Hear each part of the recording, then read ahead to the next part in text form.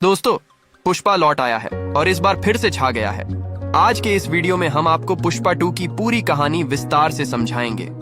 अगर किसी वजह से आप फिल्म नहीं देख पाए हैं तो चिंता मत कीजिए, यहाँ आपको हर पल का रोमांच महसूस होगा। और हाँ, अगर अभी तक चैनल को सब्सक्राइब नहीं किया है तो अभी कर लीजिए, आपका सपोर्ट हमें आगे बढ़ाता है।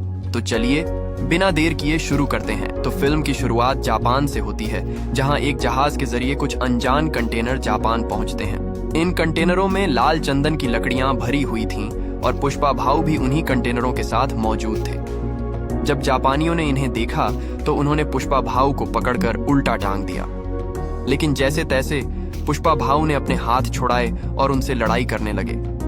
फिर मालूम पड़ता है कि इन जापानियों ने लाल चंदन की लकड़ियां अपने पास रख ली थीं, लेकिन कई दिनों से उनका भुगतान नहीं किया था। इसी कारण पुष्पा भाऊ को खुद जापान आना पड़ा।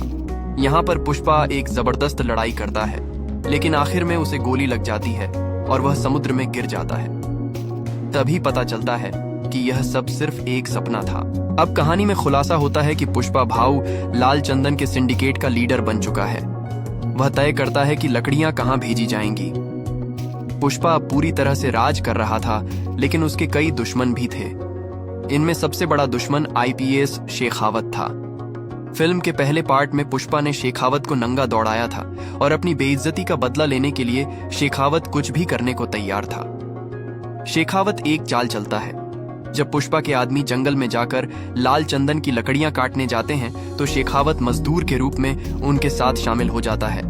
वह वहां पहुंचकर इन सभी को पकड़ने का प्लान बनाता है और आखिरकार सबको अरेस्ट कर लेता है। लाल चंदन की तस्करी में पुष्पा हमेशा बच जाता था, क्योंकि पुलिस के पास कोई ठोस सबूत नहीं होते थे। लेकिन इस बार शेखावत 230 मजदूरों को बुरी तरह मारता है और उन्हें जेल में डाल देता है। इसके बाद पुष्पा भाऊ की एंट्री होती है। वह पुलिस स्टेशन पहुंचता है, लेकिन वहां शेखावत मौजूद नहीं था। कुछ पुलिस इंस्पेक्टर वहां होते हैं। पुष्पा सारे मजदूरों को छुड़ाने के लिए नहीं, बल्कि सिर्फ सीनू को लेने आया था, क्योंकि उसी दिन सीनू की शादी थी। जब पुष्पा सीनू को ले जाने लगा तो उसने देखा कि सीनू पर चोटों के गहरे निशान थे। अपने बाकी मजदूरों की हालत देखकर पुष्पा का गुस्सा फूट पड़ा। वह पुलिस इंस्पेक्टर से कहता है, जिन मजदूरों पर शेखावत ने हाथ उठाया है, इसका मतलब है कि तुमने पुष्पा पर हाथ उठाया है, इसलिए मैं इन सभी को यहां से ले जा रहा हूं। ये सुनकर पुलिस वाले कहते हैं, अगर आप इन लोगों को यहां से ले जाएंगे तो हमारी नौकरी चली जाएगी। इस पर पुष्पा भाऊ जवाब देता है, आज से तुम्हारे रिटायरमेंट तक जितना पैसा तुम जोड़ने वाले हो वह सब बर्बाद हो जाएगा। मतलब आज से तुम्हारा रिटायरमेंट हो गया। पुष्पा सभी पुलिसकर्मियों को बर्खास्त कर देता है और मजदूरों को अपने साथ ले जाता है। जब शेखावत पुलिस स्टेशन पहुंचा तो वहां कोई भी मौजूद नहीं था। वह समझ गया कि पुष्पा ने सभी को खरीद लिया है। इस तरह पुष्पा भले ही गैर कानूनी काम करता हो, लेकिन अपने मजदूरों और परिवार का पूरा ख्याल रखता है। पुष्पा अपनी पत्नी श्रीवल्ली से भी बहुत प्यार करता है। अगले दिन श्रीवल्ली मंदिर में पूजा करने जाती है और भगवान की मूर्ति के लिए गहने और मुकुट लेकर जाती है। वहीं पुष्पा का सौतेला भाई मुरली भी मौजूद होता है। मुरली श्रीवल्ली को ताना मारता है कि उनके पास खुद का गोत्र या सरनेम नहीं है।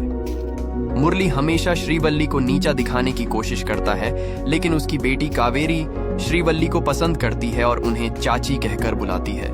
मुरली कावेरी को श्रीवल्ली से बात करने से मना कर देता है। उधर पुष्पा ने श्रीवल्ली से वादा किया था कि वह सिद्धप्पा के साथ मुख्यमंत्री सीएम से मिलने जाएगा। श्रीवल्ली उससे कहती है कि वह सीएम के साथ फोटो खिंचवा कर लाए, ताकि उसे फ्रेम करवाकर हॉल में लगाया जा सके। पुष्पा वादा करता है, लेकिन जब वह सीएम से मिलता है तो सीएम उसके साथ फोटो खिंचवाने से मना कर देता है। सीएम का मानना था कि जूते पैर में ही अच्छे लगते हैं, हाथ में नहीं। सीएम ने श्रीवल्ली के बारे में भी कुछ आपत्तिजनक बातें कह दी, जो पुष्पा को बहुत बुरा लगा। बाहर आकर पुष्पा ने सिद्धप्पा से पूछा, अगर तुम सीएम होते तो क्या तुम मेरे साथ फोटो नहीं खिंचवाते? सिद्धप्पा जवाब देता है, मैं चाहे कुछ भी बन जाऊं, तेरे साथ फोटो जरूर खिंचवाऊंगा, क्योंकि तू मेरा भाई है। यह सुनकर पुष्पा ने सिद्धप्पा से कहा, तो फिर सीएम बनने की तैयारी कर लो। पुष्पा ने सीधे पूछा कि सीएम बनने के लिए कितने पैसे चाहिए होंगे। सिद्धप्पा ने कहा, करीब 100 करोड़। इस पर पुष्पा कहता है, मैं तुम्हें 500 करोड़ दूंगा, लेकिन सीएम तुम्हें ही बनना होगा। सिद्धप्पा पुष्पा के कहने पर सेंट्रल मिनिस्टर से मिलने गया। फिर वहां मिनिस्टर के पास पुष्पा ने एक सोफा भेजा जिसके अंदर 25 करोड़ रुपए थे। लेकिन उसके बाद सिद्धप्पा ने पुष्पा को समझाया कि इतने पैसे खर्च करना ठीक नहीं है। लेकिन पुष्पा ने बताया कि वह अब नेशनल नहीं, इंटरनेशनल लेवल पर काम कर रहा है। उसने लाल चंदन की लकड़ियों की एक नई डील की जो उसे 1 टन पर 2.5 करोड़ रुपए दिला सकती थी। पुष्पा विदेश जाकर एक बड़े बिजनेसमैन से मिला और 2000 क्विंटल लाल चंदन की लकड़ियों की डील की। इस डील से उसे 4000 करोड़ रुपए मिलने वाले थे। इसके लिए पुष्पा ने अपने सिंडिकेट के सभी सदस्यों को आदेश दिया कि हर जगह से लाल चंदन की लकड़ियां इकट्ठा की जाए। लेकिन तभी मंगल सीनू और उसकी पत्नी की एंट्री होती है। उन्हें पता चल गया कि पुष्पा 2000 क्विंटल लाल चंदन बाहर भेजने वाला है। वे यह जानकारी शेखावत को देते हैं ताकि वह लकड़ियों को जब्त कर ले। साथ ही वे शेखावत से कहते हैं कि सिंडिकेट के सदस्यों को डराए धमकाए ताकि वे यह काम छोड़ दें। दरअसल मंगल सीनू खुद सिंडिकेट का प्रेसिडेंट बनना चाहता था। तो शेखावत सिंह को जब यह बात पता चली तो उसने सभी चेक पोस्ट पर नाकाबंदी करवा दी। तभी एक चेक पोस्ट पर लाल चंदन से भरा एक ट्रक पहुंचा। शेखावत भी वहां पहुंचा और इस बार उसने बिल्कुल भी रहम नहीं दिखाया। उसने पूरे ट्रक को आग लगा दी, जिसके बाद सिंडिकेट का एक सदस्य भी वहां मौजूद था। लेकिन शेखावत सिंह ने उसे भी मौत के घाट उतार दिया, जबकि मंगल सीनू चाहता था कि बस उन्हें डराया धमकाया जाए। शेखावत सिंह ने कहा, मेरा डराने का तरीका थोड़ा अलग है। अगर मैंने इसे मार दिया है तो बाकी सिंडिकेट के सदस्य भी उससे डरेंगे। जिस सिंडिकेट सदस्य की हत्या हुई उसकी श्रद्धांजलि सभा में सभी लोग पहुंचे सिवाय पुष्पा के। तभी मंगल सीनू और कुछ अन्य लोग सिद्धप्पा से कहने लगे, अगर पुष्पा और शेखावत के बीच सुलह नहीं हुई तो वह ऐसे ही लोगों को मारता रहेगा, और अगर ऐसा ही चलता रहा तो पुष्पा को प्रेसिडेंट के पद से हटा देना चाहिए। लेकिन सिद्धप्पा यह होने नहीं देना चाहता था, इसलिए वह तुरंत शेखावत से मिलने गया और उसे रिश्वत देने की कोशिश की। सिद्धप्पा ने उसे करोड़ों रुपए की ऑफर की, लेकिन शेखावत ने इसे भी ठुकरा दिया। उसने कहा, उस रात उसने मुझे नंगा दौड़ाया था, मैं उसे किसी भी हालत में नहीं छोड़ने वाला। तभी सिद्धप्पा ने कहा, अगर पुष्पा तुमसे माफी मांग ले और सबके सामने सॉरी कह दे तो क्या तुम उसे माफ कर दोगे? यह सुनकर शेखावत सिंह मान गया और बोला, पार्टी का इंतजाम करो जहां वह सबके सामने मुझसे माफी मांगे। पार्टी के दिन सभी लोग इकट्ठा हुए। हर कोई यह देखने के लिए उत्सुक था कि क्या पुष्पा, जो अब तक कभी किसी के सामने नहीं झुका, आज झुकेगा। श्रीवल्ली ने पुष्पा को समझाया कि सिंडिकेट की भलाई के लिए उसे यह कदम उठाना होगा। शराब के नशे में धुत पुष्पा ने आखिरकार सबके सामने शेखावत से माफी मांग ली। यह देखकर शेखावत बेहद खुश हो गया। उसने माफी की बातचीत को रिकॉर्ड कर लिया और बार बार उसे सुनता रहा था। लेकिन जब पुष्पा घर वापस जा रहा था तो उसे भीतर से बहुत अजीब लग रहा था। पार्टी में मौजूद सभी लोग भी चौंक गए थे कि पुष्पा ने माफी कैसे मांग ली। पुष्पा को इतना बुरा लग रहा था कि वह आईने में अपनी शक्ल तक नहीं देख पा रहा था। यह घटना उसके स्वाभिमान के खिलाफ थी और उसे बहुत गहराई से झकझोर गई। उसे इतना तेज गुस्सा आता है कि वह सभी को सड़क पर ही छोड़ देता है और गाड़ी वापस घुमाकर उसी पार्टी में लौट जाता है। जब शेखावत वहां से जाने वाला होता है तब पुष्पा उसकी कार को जोरदार टक्कर मारता है, जिससे शेखावत स्विमिंग पूल में गिर जाता है। फिर पुष्पा उसी स्विमिंग पूल में पेशाब करता है। शेखावत को समझ नहीं आता कि आखिर यह सब हो क्या रहा है। पुष्पा उससे कहता है, पुष्पा एक ब्रांड है और वह किसी के सामने नहीं झुकता। वह शेखावत को चुनौती देते हुए कहता है, मैं 2000 कुंटल लाल चंदन की लकड़ियों को देश से बाहर भेज कर रहूंगा। अगर मैं इसमें नाकाम हुआ और तेरे हाथ एक भी लकड़ी लग गई तो मैं जिंदगी भर मजदूरी करूंगा। यह सुनकर शेखावत को भी गुस्सा आ जाता है और वह चुनौती स्वीकार करता है। वह सभी चेक पोस्ट को पूरी तरह से बंद करवा देता है। लेकिन तभी उसे पता चलता है कि ब्रिज के नीचे नदी पूरी तरह से सूखी हुई है, क्योंकि यह गर्मियों का समय था। शेखावत समझ जाता है कि पुष्पा अपने ट्रकों को इन्हीं नदियों के रास्ते निकालने की योजना बना रहा है। उसका शक सही निकलता है। पुष्पा के ट्रक नदियों के रास्ते से गुजर रहे थे। पुलिस की जीप उन्हें कई बार पकड़ने की कोशिश करती है, लेकिन सफल नहीं होती। आखिरकार शेखावत उनके ट्रक के सामने आ जाता है और एक बड़ी शॉटगन से फायरिंग करता है। तभी कटलेट पुष्पा को फोन करके सारी जानकारी देता है। पुष्पा सबको कहता है, तुम सब वहां से कूद जाओ और सभी ट्रक ड्राइवरों को वहां से निकाल लो। मैं किसी भी इंसान की जान को खतरे में नहीं डालना चाहता।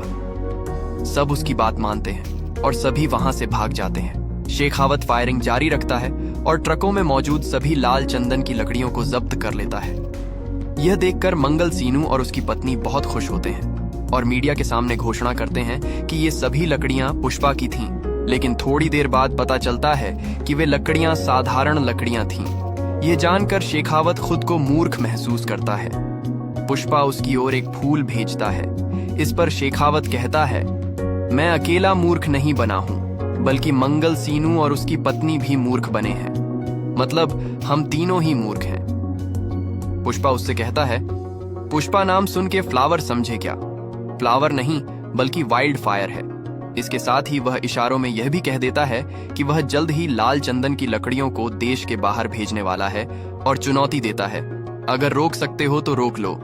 इसके बाद पुष्पा, श्रीवल्ली और पूरी फैमिली काली माता के उत्सव में पहुंचते हैं। वहां श्रीवल्ली को अचानक चक्कर आते हैं और पता चलता है कि वह प्रेग्नेंट है। ये सुनकर पुष्पा काली माता का गेटअप धारण कर लेता है और एक जबरदस्त तांडव करता है। यह दृश्य इतना शानदार था कि रोंगटे खड़े कर देता है। श्रीवल्ली पुष्पा से पूछती है, आखिर तुम यह सब क्यों कर रहे हो? इस पर पुष्पा कहता है, मेरी एक इच्छा है। मैं काली माता से लड़की मांग रहा हूँ। अगर लड़का हुआ तो उसे भी सरनेम देना पड़ेगा, लेकिन लड़की हुई तो वह दूसरे घर जाकर नया सरनेम ले लेगी। इसी बीच कुछ लोग पुष्पा की भतीजी के साथ दुर्व्यवहार करने लगते हैं। यह देखकर पुष्पा को बहुत गुस्सा आता है और वह उनसे भिड़ जाता है। ये सारे एक्शन सीक्वेंस बहुत ही दमदार थे क्योंकि इनमें भावनाएं भी जुड़ी हुई थीं। लेकिन तभी मुरली वहां आ जाता है और पुष्पा से कहता है, अगर तुम यह सब कुछ कर भी लोगे तब भी तुम्हें अपने बाप का नाम नहीं मिलेगा। तुम्हें ऐसा लग रहा है कि तुम हमारे बराबर हो जाओगे, लेकिन ऐसा कभी नहीं हो सकता। तुम हमेशा अनाथ थे और हमेशा अनाथ ही रहोगे। तुम्हारा कोई नहीं हो सकता। यह बातें सुनकर श्रीवल्ली को बहुत गुस्सा आता है और वह मुरली पर जोर से चिल्लाती है। बाद में मुरली उन लोगों को पकड़वाने की कोशिश करता है जिन्होंने कावेरी के साथ दुर्व्यवहार की थी। इसके बाद कहानी में हम देखते हैं कि मंगल सीनू, उसकी पत्नी और शेखावत मुख्यमंत्री के पास पहुंचते हैं।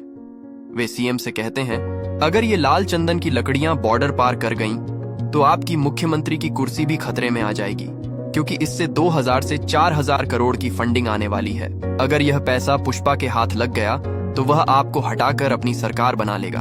ये सुनकर सीएम तुरंत आदेश देता है कि इन लकड़ियों को बॉर्डर पार जाने से रोका जाए। ये लाल चंदन की लकड़ियां रामेश्वरम के रास्ते श्रीलंका भेजी जा रही थीं, क्योंकि रामेश्वरम से श्रीलंका केवल 18 किलोमीटर की दूरी पर है। शेखावत वहां पहुंचता है, लेकिन वह उन लकड़ियों को पकड़ नहीं पाता क्योंकि ये लकड़ियां जहाज के नीचे छुपाई गई थीं। और जब वह लकड़ियों का पीछा करता है तो उसे सफलता नहीं मिलती। आखिरकार माल डिलीवर हो जाता है और इसके बदले पुष्पा को भारी रकम मिलती है। इस पैसे को देखकर पुष्पा बहुत खुश होता है। वह इन सारे पैसों से सारे एमएलए को खरीदने के लिए इस्तेमाल करता है। सारे पैसे सोफों के अंदर छुपाकर एमएलए के पास भेजे जाते हैं। अब सारे एमएलए पुष्पा के नियंत्रण में होते हैं। ये सब देखकर शेखावत बुरी तरह से टूट जाता है। उसके पास अब कोई रास्ता नहीं बचता। वह जानता है कि उसका ट्रांसफर तय है और अब सरकार भी उसके नियंत्रण में नहीं रहेगी। सरकार भी अब पुष्पा की हो चुकी थी। गुस्से और हताशा में शेखावत नकली लाल चंदन की लकड़ियों में आग लगा देता है। उसने काफी शराब पी हुई होती है और वहीं रुक जाता है। अचानक एक ब्लास्ट होता है जिसमें भंवर सिंह शेखावत की मौत हो जाती है। हालांकि उसकी मौत को सार्वजनिक नहीं किया जाता और न ही उसकी डेड बॉडी दिखाई जाती है। कुछ दिनों बाद कहानी में दिखाया जाता है कि मुख्यमंत्री बदल चुके हैं। अब नए सीएम सिद्धप्पा बन चुके हैं। पुष्पा ने पूरे राज्य में अपनी पकड़ मजबूत कर ली थी क्योंकि उसने सभी एमएलए को खरीद लिया था। जैसा उसने वादा किया था कि 24 जुलाई को सीएम उसके घर आएंगे, वही हुआ। सिद्धप्पा 24 जुलाई को पुष्पा के घर आया, खाना खाया, फोटो खिंचवाई और श्रीवल्ली से कहा कि उसकी वजह से वह सीएम बना है। पुष्पा ने यह दिन इसलिए चुना था क्योंकि यह श्रीवल्ली का जन्मदिन था। घर में छोटा सा सेलिब्रेशन हुआ और सभी ने इसका आनंद लिया। हालांकि सिद्धप्पा सीएम बन चुका था, लेकिन पूरे राज्य पर पुष्पा का राज्य था। लोग उसकी बहुत इज्जत करने लगे थे। एक दिन पुष्पा की भाभी मुरली की पत्नी उसके घर आती है और बताती है कि कावेरी को कुछ लोगों ने किडनैप कर लिया है। बदले में 50 करोड़ की मांग की जा रही है और धमकी दी जा रही है कि अगर पैसे नहीं मिले तो वे कावेरी को मार देंगे। ये सुनकर पुष्पा न्यूज चैनल पर लाइव जाता है और किडनैपर्स को चेतावनी देता है कि अगर उसकी भतीजी को कुछ हुआ तो वह उन्हें खत्म कर देगा। उसने उन्हें 1 घंटे का वक्त दिया। यह खबर सीएम सिद्धप्पा और सेंट्रल मिनिस्टर तक भी पहुंच गई। पुष्पा को पता चलता है कि किडनैपर्स सेंट्रल मिनिस्टर का भतीजा है। सेंट्रल मिनिस्टर पुष्पा को शांत करने के लिए सिद्धप्पा से बात करवाता है। सिद्धप्पा पुष्पा से कहता है कि वह सेंट्रल मिनिस्टर का भतीजा है, इसीलिए उसे कुछ न करे। पुष्पा जवाब देता है कि उसे किसी से कोई फर्क नहीं पड़ता और वह वही करेगा जो उसे सही लगेगा। किडनैपर्स ने पुष्पा को अड्डे पर अकेले आने को कहा और 10 करोड़ की मांग रखी। पुष्पा वहां पहुंचता है और सबसे पहले शॉटगन से फायर करता है, लेकिन किडनैपर्स कावेरी को गन पॉइंट पर ले लेते हैं और पुष्पा को आत्मसमर्पण करने पर मजबूर कर देते हैं। वे उसके हाथ पैर बांध देते हैं और कावेरी के साथ दुर्व्यवहार करने लगते हैं। यह देखकर पुष्पा को गुस्सा आता है और वह अपने बंधे हुए हाथ पैरों के बावजूद सभी किडनैपर्स को बुरी तरह से मार डालता है। उसने सेंट्रल मिनिस्टर के भतीजे और उसके भाई को भी खत्म कर दिया। यह सब होने के बाद मुरली पुष्पा के घर आता है। वह अपनी गलती पर पछताता है और पुष्पा और परिवार से माफी मांगता है। मुरली कहता है कि उसे समझ आ गया है कि उसकी असली फैमिली पुष्पा ही है। वह कावेरी का शादी का कार्ड देने आया था और कहता है कि कावेरी ने कहा है कि अगर पुष्पा उसकी शादी में नहीं आएगा तो वह शादी नहीं करेगी। यहाँ कहानी के अंत में पुष्पा एक इमोशनल मोड पर पहुंचता है। जब शिवल्ली उसे बताती है कि कावेरी के शादी के कार्ड पर पिता के तौर पर उसका नाम लिखा गया है, पुष्पा की आंखों से आंसू छलक पड़ते हैं। ये देखकर वहां खड़े लोग भी हैरान रह जाते हैं, क्योंकि पुष्पा को शायद ही कभी इस तरह रोते हुए देखा गया हो। इस भावनात्मक पल ने माहौल को पूरी तरह बदल दिया। पुष्पा अपने परिवार को माफ कर देता है और कावेरी की शादी में पूरे परिवार के साथ शामिल होता है। परिवार के बीच की सभी गलतफहमियां खत्म हो जाती हैं और सब लोग आगे बढ़ने का फैसला करते हैं। दूसरी ओर सेंट्रल मिनिस्टर के घर में मातम छाया हुआ है। उसके भाई और भतीजे की मौत के बाद स्थिति और खराब हो जाती है। तभी एक आदमी एक पार्सल लेकर मिनिस्टर के घर आता है। जैसे ही वह मिनिस्टर के पास पहुंचता है, पहाड़ी से कोई शख्स ब्लास्ट कर देता है। फिल्म यहीं पर खत्म हो जाती है, लेकिन वह शख्स कौन था और ब्लास्ट क्यों किया गया, ये खुलासा नहीं होता। पुष्पा 3 की घोषणा के साथ यह फिल्म खत्म होती है, जिसका नाम होगा पुष्पा द रैम्पेज।